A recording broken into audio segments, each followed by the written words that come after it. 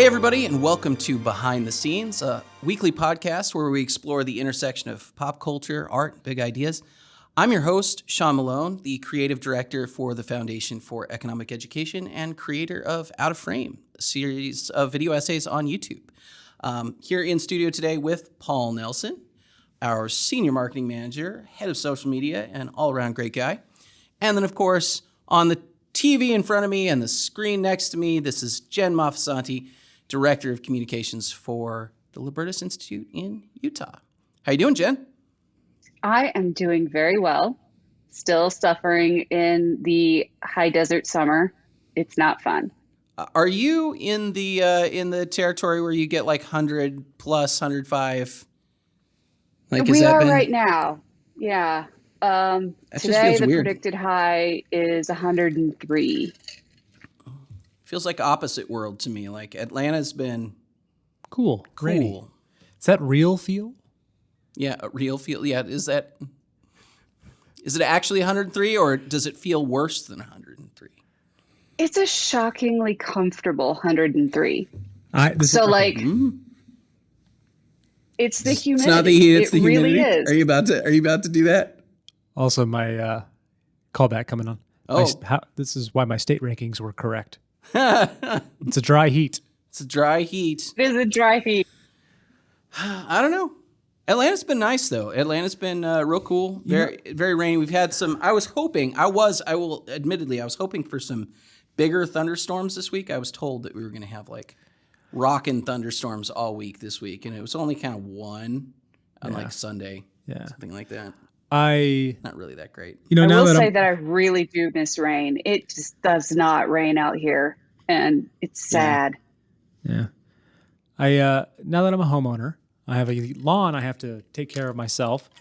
And I find that whenever I work up the energy to go mow, it always rains. So then I'm like, okay, can't mow today. Because, I mean, if you guys have any experience with mowing wet grass it's a bad idea. Impossible. It's a real bad idea. And so then I wait another day, then it rains, and it's like, oh gosh, I want a good like dry spell for just 2 weeks. Speaking of like home owning mysteries in terms of lawn care, my wife and I looked at like we don't pay, like somebody comes out and mows our lawn, but we did not contract said services. And I guess the neighborhood does, but I don't think I'm not sure if we've ever been billed for it. It's very strange. Like, just keep quiet at this point. That's kind of what we're doing right now. It's like, I just thought that it was part of the neighborhood situation. And then we were kind of looking at our bills and we're like, where is this hidden? Because it's not anywhere, but then somebody comes out and mows every week. So, well, sounds like a pretty nice. Just gonna not talk about it from here on. Hopefully they're not a podcast listener. They don't know where I live. Y'all don't know what neighborhood I'm in. It's all good, but no, it's been good. But I've actually been not reading, I should say. What? I had a transition, but we're going. No, I was gonna talk about a book. Jen, I'm gonna talk about a book for the first time. Look, books. Now, to be fair, I am listening to it. I'm not reading it. That is perfectly fine. But also, I got to say, I told people I moved a while back, and my commute to the studio this morning was like an hour and 20 minutes or hour and a half or something like that. It was a long drive, and I quite enjoyed listening to a book for that whole time. But I've been listening to the Stormlight Archives by Brandon Sanderson, which is something my wife recommended that I listened to. Like, she recommended it a bunch of times, and it took me actually a while to like really get into it, because I was like, I don't know, I would listen to it in sort of starts, and then I would only listen to it for a few minutes, like 15 minutes or something, and then I wouldn't come back to it for like a week, and then I wouldn't remember anything. First of all, I didn't get very far in the story, and it was going very, very slowly, and also I couldn't remember anything at that point because I'd only listened to like half a chapter. And then, forgot about it for a while. But now I've been like really seriously working my way through it, and it's really good. And I know, Jen, you've read this, or have you read all of it, or have you? No, I have read. Okay, so Stormlight Archives exists in this fictional universe that the author Brandon Sanderson has created called the Cosmere. And there is another series of books that Paul has read that exists in the Cosmere. The one book, series of books. Sorry, There's 2 trilogies. 2 trilogies. Guess who's read both of them? That's That's 6 books for those of you counting at home. 6 books. That's fabulous. So proud. These anyway, the Stormlight Archives, like listening to them is like 17 hours per book. Like they're long books. It's no joke. I have started also listening to the Stormlight Archives because I like to listen to audiobooks when I do my nails, which is like the one super girly thing that I just do for myself. So yeah, that's like a solid, chunk of anywhere between like 2 and 6 hours, depending on how I go with it, where I just listen to whatever I want to listen to, and it's great. Well, I've been enjoying it a ton, and it's one of these things I was going to bring up earlier. Like and I think I mentioned this on the last like the end of the last episode or whatever. But like it's a thing that I want to see adapted into a series. Mm-hmm. It's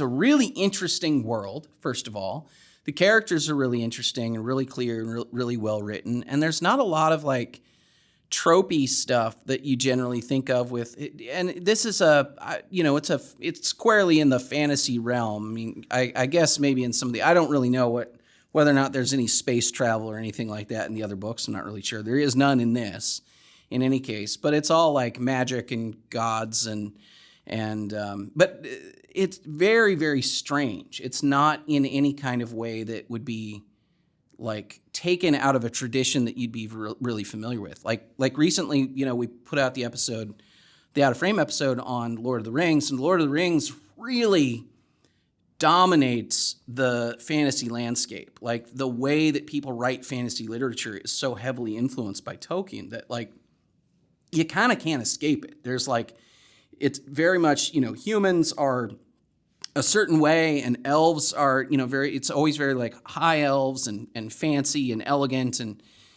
like all the dwarves, all the halflings, all these kinds of characters come right out of Tolkien so much of the time.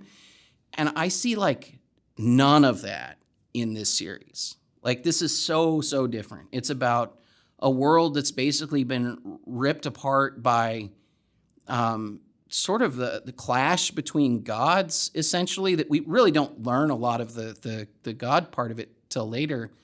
And it's like a kind of a weird, most of it, like the first 2 books are like set in this landscape, what they call the Shattered Plains, which is like literally, previously like sort of, solid landscape that was ripped apart by all these horrible battles that were happening. And then there's like the creatures are really interesting. Like instead of oxen, things like that, there's sort of giant crabs that pull their wagons and whatever. And, and so it's very, very different, very, very interesting.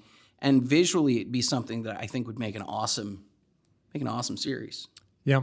No, I think if done well, critical. Because you could do that really, really badly also. But yeah, Crabox. Always the risk with fantasy series. Sure is. Oh, boy. The Mistborn trilogies, I think they're fantastic. And I'm going to be actually reading the Stormlight Archives pretty soon. I'm still finishing The Wheel of Time. That's going to take you forever. Yeah, I still got like 2.5 books left. That's the rest of your life.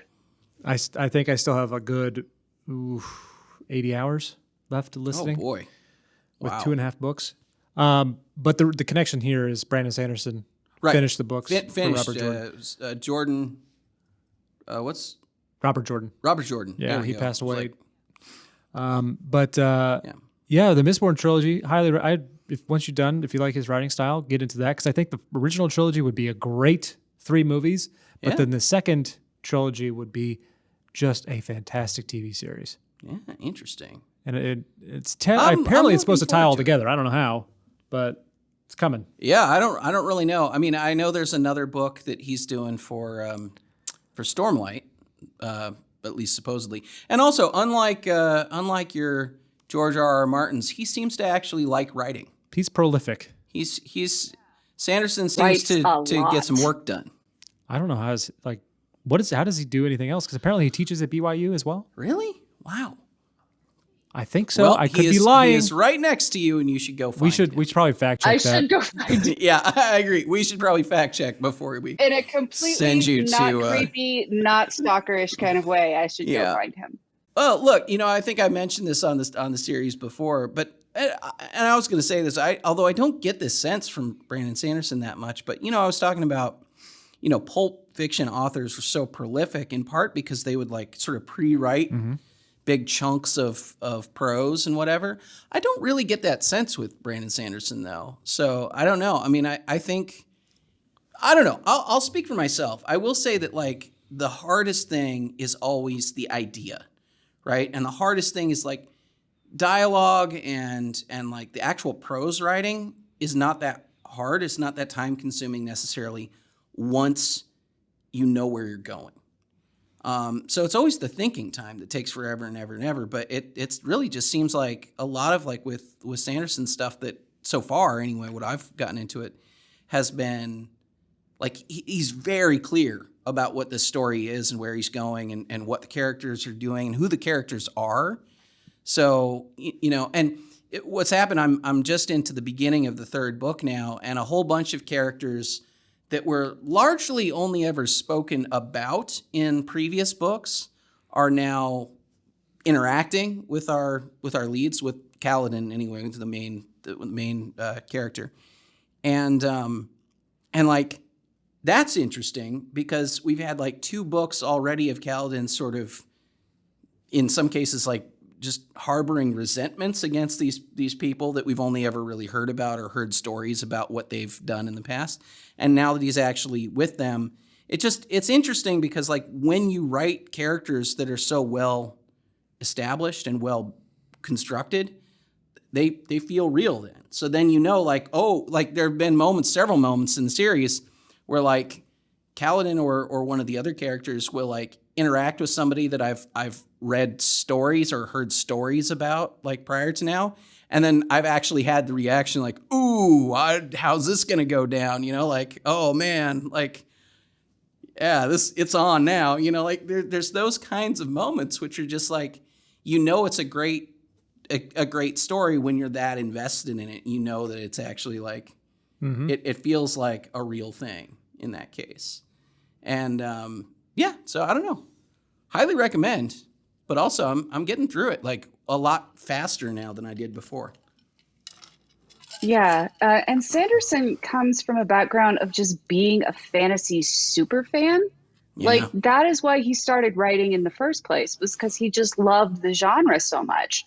And so like he studied these stories and how they're put together and what makes a good one and what makes a bad one.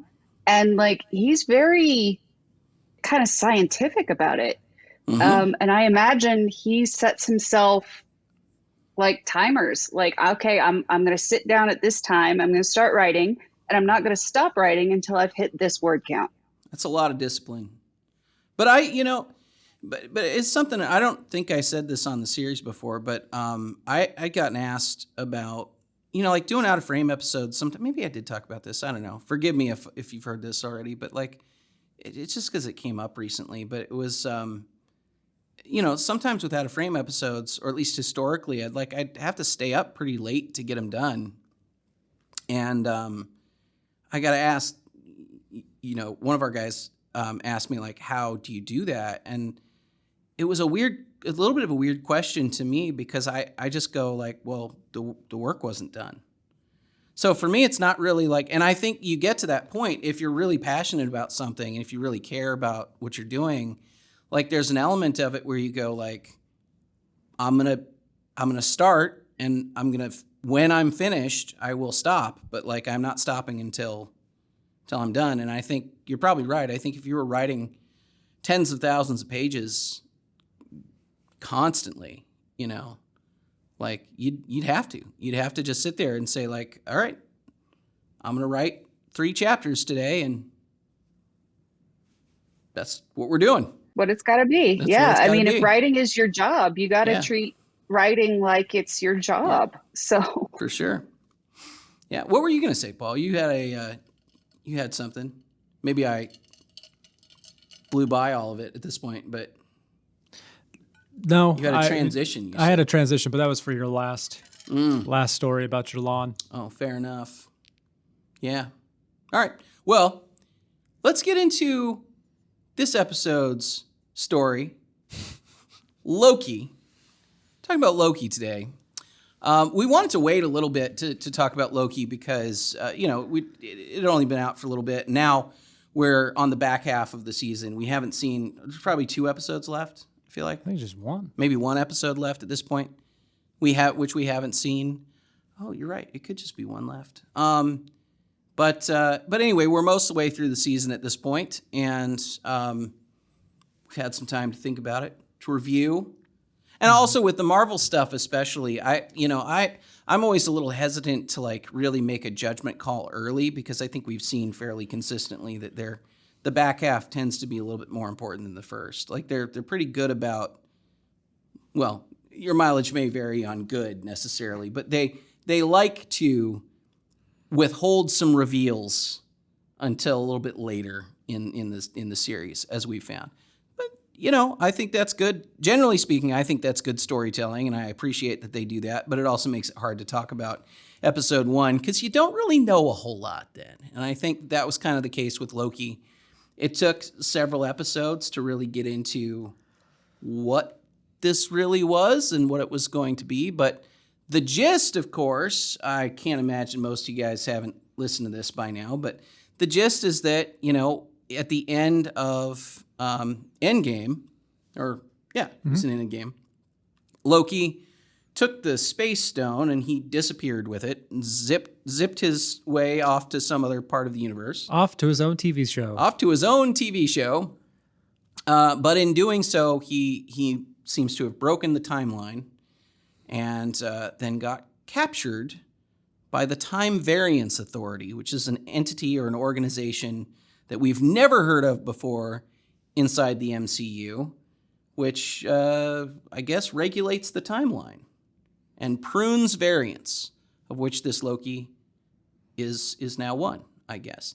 So like the rest of the series has been like him sort of battling against the TVA or against the idea that he's some aberration that needs to be pruned and all this kind of stuff. We've met other characters like Sylvie, who is, I guess, a Loki variant, but she's the only female Loki variant, which is interesting. And in the comics, Sylvie is her own Loki-like character from an alternate world, although I believe, if I'm not mistaken, some incarnations of Sylvie are like created by Loki. I'm not really sure what they're doing here though. So it's kind of an interesting thing that they're doing with a comic book character that goes back a little ways.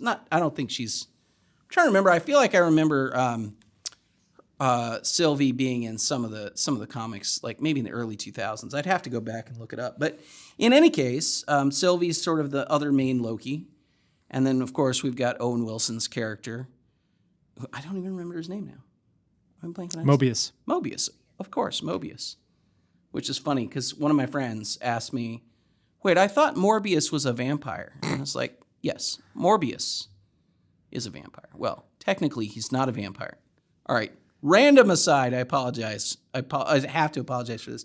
Morbius in Spider-Man is officially not a vampire because when he was created, the Comics Code Authority did not allow vampires. Too much sucking? They're horrible satanic creatures. Oh, yes, creatures of evil. Yes. So Morbius is a human character. He's a mutant with a blood disease who can also fly and sucks blood and has sharp, pointy teeth. And gets burned by the sun? And gets burned, and he has sun allergy and Lowercase t's? also basically looks like a vampire. Yeah. But he is not a vampire, emphatically not a vampire. It's an important distinction. Important distinction. But yes, Mobius who is, I think the consensus here probably is best character in the show. Yes. Yeah. Yes. And all he really wants to do, His job. well, his job, but also ride a jet ski. Just get that man Just on get a that jet cool ski. jet ski.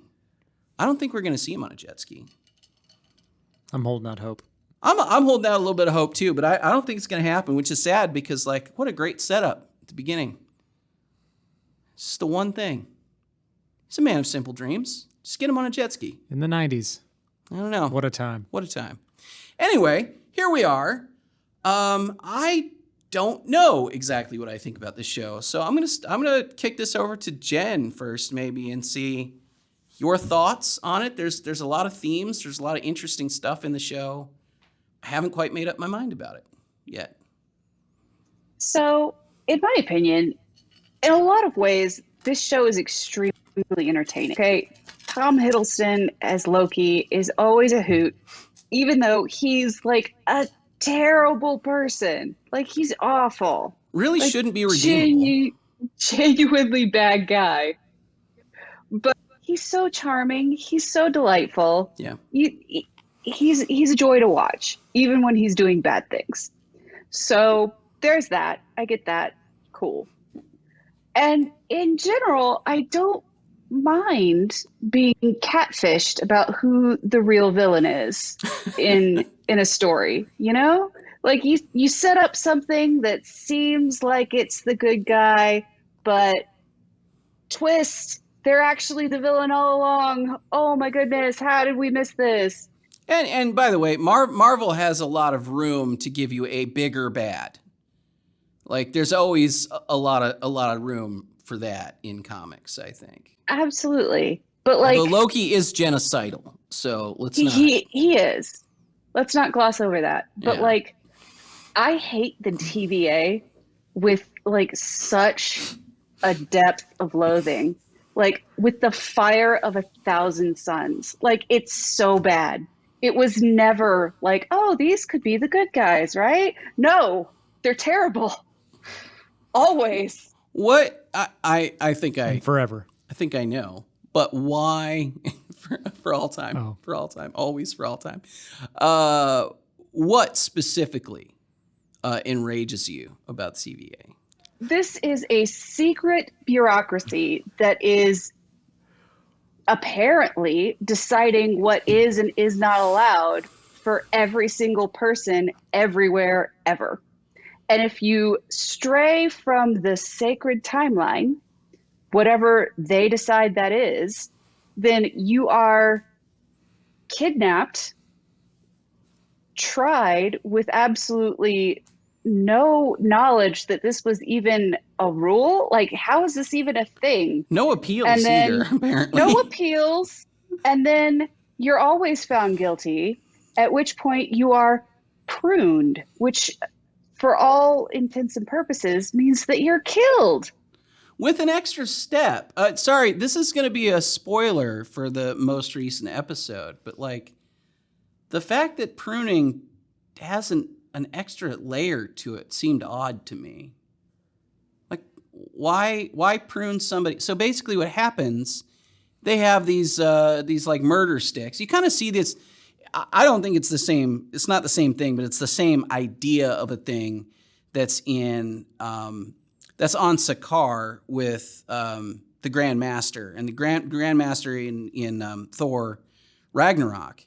Has the stick, like sort of the melt stick, and it's kind of that vibe to it. It's like a stick that you just touch somebody with it, and they just Prune. They just evaporate. Well, they kind of burn up or whatever. Except for then, Loki gets burnt up. Huge spoiler here. I mean, it's too late now. Well, I already said that I'm going to spoil a lot here in this section, so whatever. But like, so he gets burnt up, but then he's just on another planet. But the planet has a thing that murders you for real, for all time, and always. yeah. Yes. But what? Like, why have that extra step? Uh, I mean, other than the MacGuffin of like whatever we're chasing right now, which is this is literally the thing that we don't know right now, is like what's Who is it? Who's the man behind the curtain? Who's the man behind the curtain, or the giant cloud monster? Or the Miss Minutes behind the curtain? Also, could it be possible? No. Never mind. I was trying to think about like other cloud monsters. Marvel's done Galactus as sort of a, if you remember Fantastic Four Rise of the Silver Surfer from, I don't know, 2006 or whatever it was. Pretty sure I blocked that one out. Back when Chris Evans was playing another Marvel superhero, playing the Human Torch. Galactus in that was like a giant cloud, basically. So I don't know if I'm recalling that. I kind of doubt it. I don't know. I strongly doubt it. But anyway, I don't know. Anyway, there's a weird cloud monster that murders you for real, I guess. Yeah. But even that, I don't know that we can trust at this point. He has to pass you somehow, right? Yeah. So where do you go? Who knows? Can Where's you the survive it? Cloud bathroom. If you're a Loki, do you get to survive? Maybe that's the main thing. Maybe you only survive if you're a Loki. Because as Loki said, they're survivors. Oh, yeah, I was going to say, we didn't get to that piece of this. As Loki has gone through this story, he has met many, many other Loki variants, which I will say has been pretty entertaining. Because like there's a lot of opportunity to do a bunch of different variants and have wacky Lokis. Now, of course, including alligator Loki, who, why not? How? I don't know how. But as we were told, he is green. So he has to be a Loki. And he does seem to be magic, so why not? So I am similar to you, Sean. I think I don't know how I feel about this, but I'm pretty sure that I don't like it. Yeah. I am here just to see Owen Wilson get on a jet ski at the end. And if that doesn't happen, I'm going to be severely disappointed. Also, he's not going to say wow. I mean, like, come on. Well, he said he's not going to say wow. Do we believe him? I mean, look, a lot of people with Marvel have done misdirects. So I'm holding out a little hope for a wow. On the jet ski? Yeah, but would Owen Wilson lie to you? Wouldn't this be this might even be the greatest thing. It might make everything else worthwhile, is a post-credit scene where he gets on it and he goes, after the last episode, where literally all it is him on a jet ski going, wow. Wow. Wow. Wow. That would make this all worth it. Because I have questions. I have lots of questions. Well, hit us with some of your questions, Paul. First one is the variants. Yeah. Why do they look different? If there's one sacred branch, I don't know. And if one varies off, why did that then change their anatomy? Wouldn't they all look like Tom Hiddleston? From a non-story perspective, obviously you get alligator Loki, you get more wacky stuff, but you also get to Sylvie this way, so you get a female variant. But I think you're right. It doesn't actually make sense, because if they're only branched off from when Loki, well, they aren't all only branched off from then, but like they're Lokis that have branched off from the prime timeline. Like that, at least that's what we're led to believe, which to me means they should all be Tom Hiddleston. They should be OG Loki, branched off, and they did something else. And maybe, you could get different variants. Like they all have to look like, or they should all look like Tom Hiddleston, but you could still do things like you could have like Mad Max version. You could have, very interesting. Old Loki, politician Loki. You could have whatever. Kid Loki. That's fine. Sure. Yeah, absolutely. He could be a kid. He could have branched off, early. Could branched off as an old man. Like, probably can't be an alligator though. No. Which would be weird. And no, the next Although question. Loki can maybe, shape change and stuff too, but yeah. I mean, in the mythology anyway. Yeah, it's not in the MCU. It's not really yet. We'll get there. Yes. And next question. So if this Loki, our Loki that we are following, is a variant himself, yep. We see at the end of Endgame him just taking and going off to his own TV show. Yep. But that means in the main timeline, Loki's gone. Correct. So how is but that was before Loki died. How does this all freaking work? Yeah, that ends up being a very blatant paradox. This Because now Loki is not in the events of Ragnarok. Right. He is not in the events of Infinity War or Endgame. Yeah, he's out. Because if the time police prune Loki to a point where he was still in that timeline, They got to reset it. then that means that the Avengers are affected, and that means that Well, it certainly means that Thor Ragnarok doesn't go the way that Thor Ragnarok went because he was such a major. In fact, I think Loki was the one who brought back the rescue ship for Asgard. So perhaps Asgard has been destroyed by Surtur and all the people with it instead of all the people escaping, or many of the people escaping. I don't know. Yeah, I mean, that plays havoc with their timeline in a pretty big way, for sure. Although, that's the TVA's point, right? Is that he's messed up the timeline. They've got to reset it. Okay. Well, actually, let me give you an in-universe excuse here. Maybe they did reset it, but Loki as a variant is still at large. Because they've got the power to go back to a timeline and like reset it or whatever. So you're saying the Loki we see in the movies is a variant? No, he's still OG, but our variant in the show is out of time. He's been able to evade the, disappearing. So like they went back to like, imagine, and I don't know, I have no idea if this is true because we haven't seen it, but like I would imagine, because we've seen them reset timelines before, that they went back to that moment where Loki grabbed the space stone or the Tesseract and zipped across the galaxy. They could have reset it from that point, and then he could have continued while our variant is now at large, if he could escape the reset in some way. Yeah, which they've shown some ways of doing that, but they haven't really explained that. So there's a lot of questions, and I think this is where I have a hard time with once you get into this time travel multiverse type of stuff. Well, it's going to open up. I mean, it is opening a massive can of worms for the MCU. None of it makes sense, and well, it also, I think Jen's talked about this. It plays with the notion of free will, but it also really wrecks. I mean, especially at the TVA. If everything is fatalistic and everything is just playing out the way that the TVA has ordained it to play out, then like all of the heroism in the last 10 years of movies like kind of doesn't matter that much. So like, okay, we're, Black Widow, by the time this episode is out, Black Widow will be out, and we haven't seen it yet, but we will probably see it by the time you guys hear us talking about this. Obviously, like Black Widow, major sacrifice in Endgame, hugely important. But how is it that important if it was just what the TVA ordained, right? Like suddenly meaning starts to go out the window a little bit when you've got like a fully, like you lose the free will aspect of things, you lose the aspect where people are making any kind of meaningful choices, then yeah, you're just doing what the TVA dictated. Fun. Yeah. Look at that. Yeah.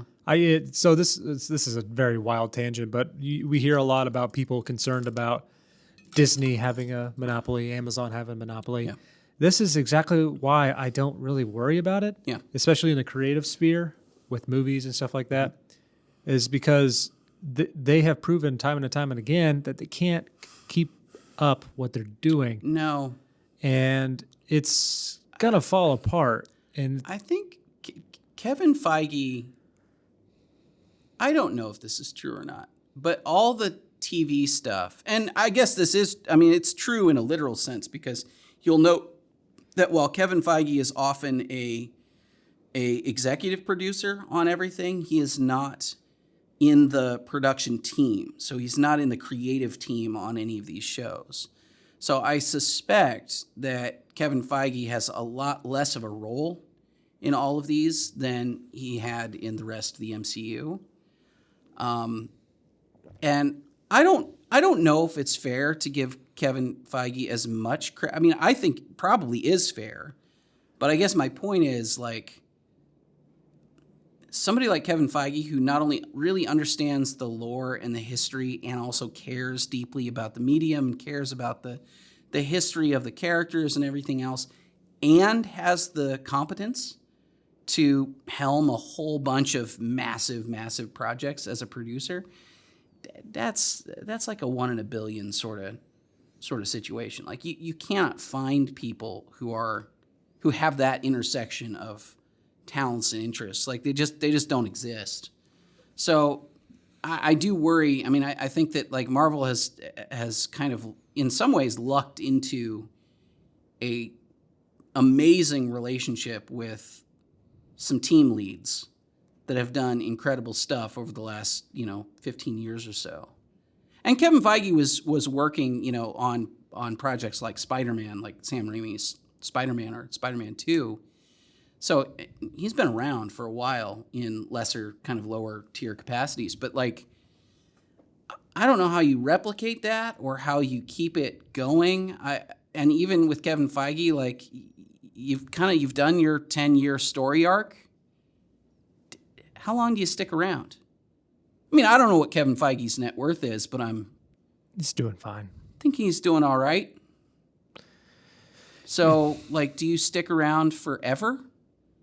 And, like, I don't know. Yeah. If I don't know. I legitimately don't know. I mean, I think if you really just care about Marvel, but I also think that it's quite possible that Kevin Feige has other aspirations or has changing aspirations at some point. So, but I also think that Marvel can't really do what they're doing without him. No, and I think these shows are maybe a little bit of a testament to that. It's hard to come back from trying to build a new universe. That's what they're basically trying to do. Mm-hmm. When one of your big bad heroes, quote unquote heroes, enslaves people. Yeah, that's not going to work. So, I don't know where. Yeah, I don't know how this is all going to work, because you look at this is what phase 33. If you look at phase 2, phase 1, you had really grounded people and they had deeply held beliefs, which were being challenged and changed, but they had deeply held beliefs, and it came into conflict with each other. Yep.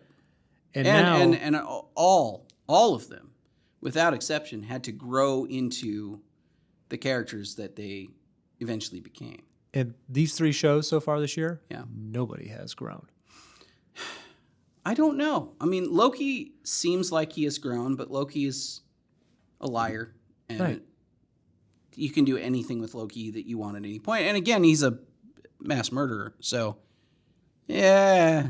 The only reason what do you do because with of Tom that? Hiddleston, because he's hilarious. He's great. He's a movie star. Well, and this is, you've made this point before too. I mean, I think Marvel's, it's undeniable. I mean, a huge part of Marvel's success is that they have cast amazing people. And by the way, maybe I should also take that back. Anyway, I'm not sure. I actually feel like I should know because I've seen it in every episode. But like, whoever does casting for Marvel should deserve. I don't know. What was it? It's the. What was the line from Avengers or whatever? 8% of the credit or whatever it was. But I don't know. A lot. Actually, I think a lot more than that. I think whoever's done casting for Marvel deserves a tremendous amount of credit as well because they're so well cast. Well, historically. Yeah, I mean, it's so definitely been a who's the biggest movie star we can get. We're not building anybody up. We want recognizable faces that can act and pull this stuff off because this stuff is ridiculous. Well, Hiddleston was not a huge movie star prior to this. It's also not a huge role. But he was a great actor. Right. And he's been, and I think some of it with all of the MCU stuff is they seem to have consistently favored people with really good senses of humor. Yeah. As well. And I think that cuts across basically every character I can think of. Hemsworth has a great sense of humor. Yeah. Robert Downey Jr. undeniably has an incredible sense of humor. Chris Pratt has an incredible sense of humor. Scarlett Johansson has a great sense of humor. Karen Gillan has a great sense of humor. I mean, like you can go through Zoe Saldana's done comic roles, and she's been great many times. I can't think of anybody that they have that I think is as like a really staid sort of serious. Like everybody has a little bit of that, and I think that's been essential to like imbuing a lot of these characters with charm and being able to wink at them a little bit without losing the seriousness of the stories. Yeah. You know, and I think that blend has been such a magical blend that they've played on, you know. I mean, and by the way, I mean, Kevin Feige, credit Kevin Feige for a little bit of this, but Jon Favreau, I would credit for a huge amount of this as well, because that is Favreau to a T. Like, that is a guy who, as an actor and as a director and as a writer, can write very funny, very hilarious stuff that also has just a ton of pathos to it. And I mean, and you can go back to Swingers, you know, and you can see a movie that is deeply funny, and that, you know, really launched his career, launched the career of Vince Vaughn, and yet at the same time is a really heartfelt, emotional, personal story at the same time. I don't know. I mean, back to your point, how do you maintain that after you've told the grand story? You don't. I don't know if you do. So if they can pull it off, I hope they can pull it off, because that means more good stuff for us. But with everything I'm hearing, that they're going down the roads they're going down, and everything they've released so far this year, not promising. Yeah, I mean, as a comic book fan also, you know, I was talking to Arash about this recently, but like, you know, right now in the comics, you know, there's a big hoopla about Captain America abandoning he no longer believes in the American dream, is what the new Captain America comics are saying, whatever. I haven't read the comics, but I've seen a lot of this kind of stuff over the last few years, and one of the things that I told Arash the other day, or last night, or whenever I was talking to him about it, was the Marvel is it's not perfect, but they're about 5 years behind, or 5 to 10 years behind, depending on the comic. So, like, what Marvel comics were doing in 2005, 2006 was sort of the genesis, or at least a lot of the genesis, like Ultimates and stuff like that, was kind of the genesis of the original batch of Marvel movies. Then you go up to, I think the first Civil War comic was in 2006. No, sorry, 2000. I'd have to go look at it, but pretty sure Civil War 2 was in like 2014, and then that introduced a lot bigger of a role for Captain Marvel, which of course we get about 5 years later. It, you know, I mean, all these things, like, you can kind of see, like, they're using what's happening in the comics as sort of a basis for what they're doing in the movies, which is unsurprising. But they're about 5-ish years behind. And now I think what we've seen over the last 5 years of Marvel comics, like not the movies, but the comics, has been, it doesn't fill me with confidence. No. There's a lot of really bad stuff in there, and it's not sold well. It's not performed well. You know, well, we're seeing it right now. We're seeing Jane Foster, Thor, for example. Jane Foster, you know, being a version of Thor or something like that. I think that's from, I don't know, 4 years ago in the comics. Something maybe 4 years ago, 3-4 years ago. It wasn't good. It wasn't received well. Nobody really liked it. Millions of people didn't like flock out and buy the stuff. Yeah. But that's clearly an element of Love and Thunder. I don't know. I don't know what to make of it, because like Taika Waititi, I think is a great director, and I like all those characters, but where do you go with that? You know? I don't know. Jen, how do you feel about the the effect of Loki on, like, just the entirety of the MC, like retroactively, the effect that it has on everybody's actions? This is some nonsense. I hate the implications of this show on the MCU at large. Just as you said, it takes away all the heroism, all of the hard choices that these beloved characters made, the sacrifices, all of that. It's just predetermined. Yeah. And if they'd chosen differently, some DA goon would have shown up and pruned them.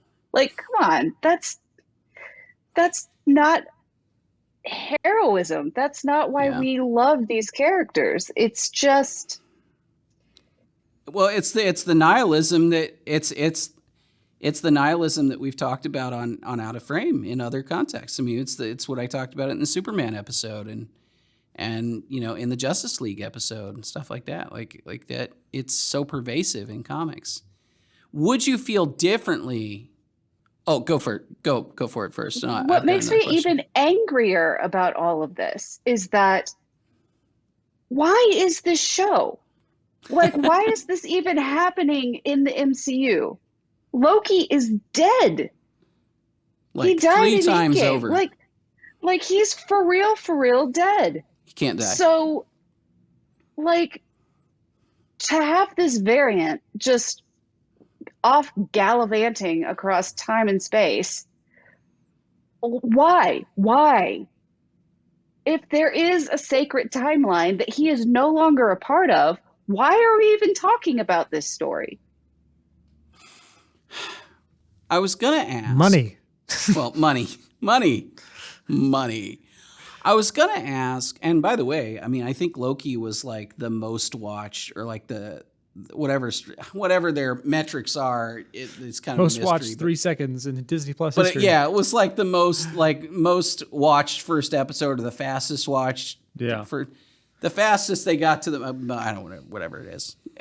It did well according to Disney's whatever, but. Jen, I was going to ask, though, like, would your perception of this change if there was some massive twist in this, like, the last episode or the last 2 episodes or whatever we've got left? Like, if they did a huge twist to where, for example, this is, like, the dying last thoughts of Loki as he's getting, like, stabbed by Thanos. Or, not stabbed, but, like, neck broken by Thanos. Would that change anything? I think so. I think I'm not going to say that there is no plot twist that's going to redeem this for me, because I'm sure that there could be.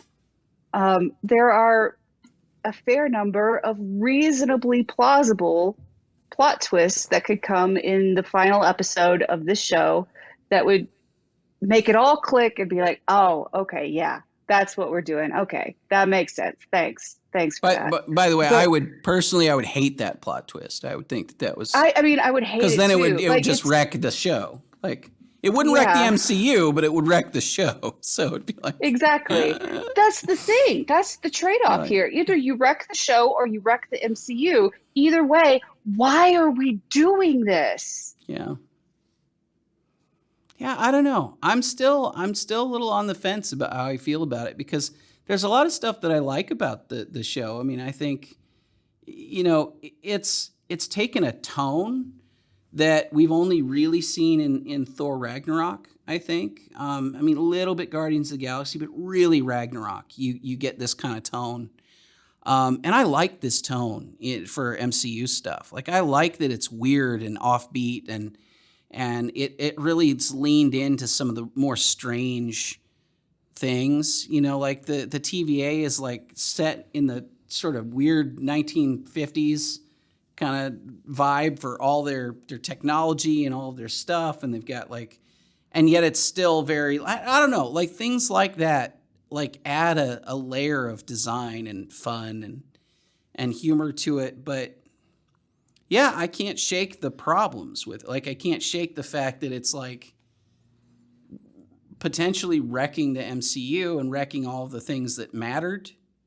Retroactively, you're kind of going back and wiping the slate clean, or, I don't know. I don't know how it's gonna go. And then, of course, I mean, they're really good about undercutting. I mean, Loki's death in his like actual death in Endgame was a big deal. Yeah. You know, it was a catalyst for Thor. It was the final raising of the stakes for the entire series, really. Like, it was okay, we can actually get rid of a major character. Like, we can do that here. A really beloved character, too, you know. Nope. Roll that clock back. I don't know. Yeah, I don't love stuff like that, but I don't know. And yet I'm still curious to see where the final episode takes it. You know? Yeah. I mean, it's engaging. It's got a great aesthetic. The characters, well, at least, you know, a couple of them are really interesting and funny and charming. Like, how do you feel about it's just the implications. How do you feel about Sylvie? She could have been a lot cooler. She is. Like, what is uncool about her for you? I do not understand her motivations in the least. Like, she's big mad at the TVA as she got, like, kidnapped as a kid, but, like, why?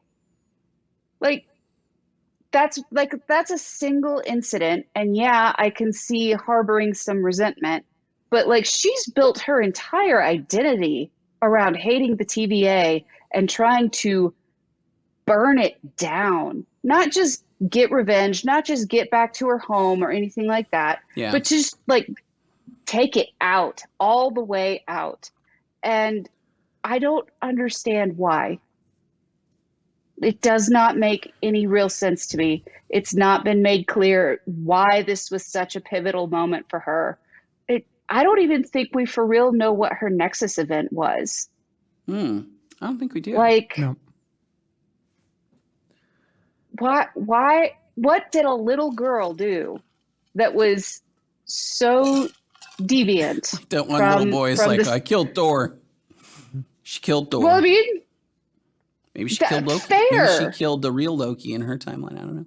I don't know, but, like, what about you, Paul? I need to know.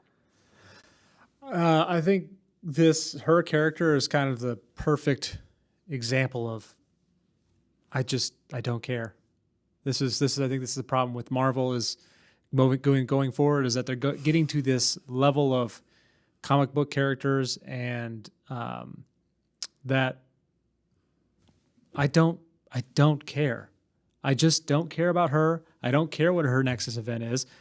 And this is going to sound very harsh, but we talked about casting and how good they have been. Yeah. I don't even remember her name, but she's not it. She is not a female version of Tom Hiddleston, or Tom Hiddleston's not a male version of her. There's no universe where you could see these two people being the same person, but just swap genders. Yeah. And that just takes me right out of it. Yeah. And it's no fault. I mean, it's no fault of her own. I mean, you can't change anything about that. But like you look at other. This is a big thing that has a lot of downfalls for action movies. Is that you gotta have, if you're gonna do physical scenes and do full body physical scenes, male or female, it has to be believable. Yeah. And that's a good thing that Marvel has done, is that they've had all of their people that they cast. You could believe that they could actually do that. Yeah. This is one of the first times where I'm like, I don't think so. Yeah. Yeah. And I mean, as frustrating as this is to talk about, I mean, she has been kind of up until the latest episode, but even then, really kind of a Mary Sue as well. I mean, she's better than Loki at everything. She's, smarter. She's more capable. She's a step ahead. She's got better magical powers. She's no less competent in a physical altercation. Like, there's not anything that I can't think of anything that Sylvie has done that she's not better at than Hiddleston, or who we've thought of as OG Loki until now. And I mean, that's fine, whatever. But I think it contributes to your, like, how much do you care, right? And to add to Jen's point as well, like, if you don't have a good understanding of her motivation, and you don't have a good understanding of like her day-to-day struggles. It's like you don't really know why she's doing everything that she's doing, other than, I mean, the sort of the reason is given. It's just not that, it's just kind of weak, right? But if you don't really have a reason to care about that, and you don't really have a reason to think that like she's going to be in genuine peril in some situation, you are kind of undercutting the drama to a really large degree. And of course, you're undercutting anybody's ability to root for her and to care and to think that like there's something about that character. I don't mind her that much. I agree with you. She's not a movie star. Like she's fine. She's clearly a competent. Again, I'm saying this like it sounds like even worse than I even mean it, but like she's a fine enough actor. But yeah, there's not. I mean, it's a tall order to ask somebody to do is to be as charming as Tom over here and funny and physical or more. Steal the scene. Physical comedy, because he's great at physical comedy. Every time he gets up, it makes me laugh because he always does that crazy head flip thing. Yeah. It's hilarious. Yeah. But I mean, asking somebody to do that, I mean, that's a tall order. But you're making the show about her and her character, and it just doesn't. Yeah. You're just like, how? Why? Well, all right. I think we should wrap it here. I think we've said pretty much everything we need to say about Loki.